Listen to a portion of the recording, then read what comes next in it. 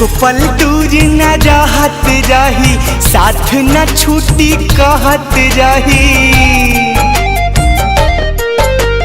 एको पल दूर न रहत रही, साथ न छूटी कहत रही।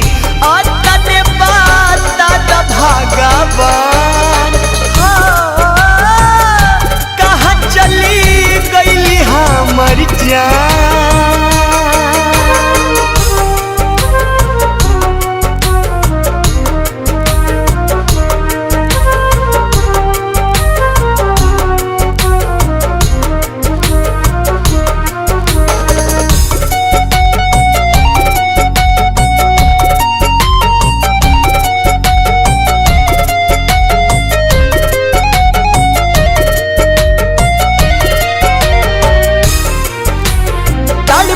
होई है हमारा बिना,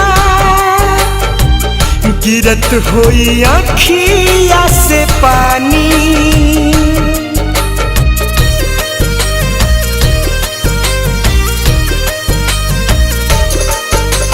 जाने कवना हाल में होई है, यह सोची बढ़े परेशानी। ना मिली है तो जी ना पाई, उनका बिना हम मर जाई। सारा जग लागेला वीरान, हो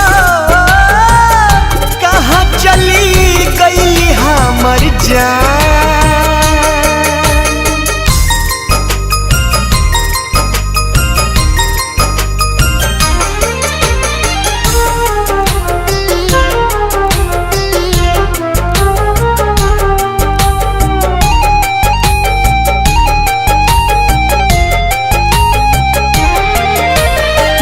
बन खोजनी ताल तलैया,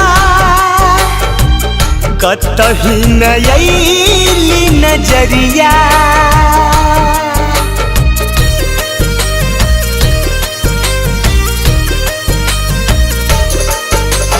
जे भी मिलल सबसे पूछनी,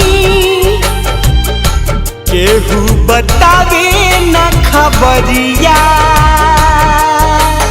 बाह पगोदन गोदवले बाड़ी, गोलुआ न मोल लिखवले बाड़ी। इहे उनकर पहचान, हो कहाँ चली गईली हमर जान। एको पल दूर न रहत रही, साथ न छूटी कहत रही। और तने बात भगवान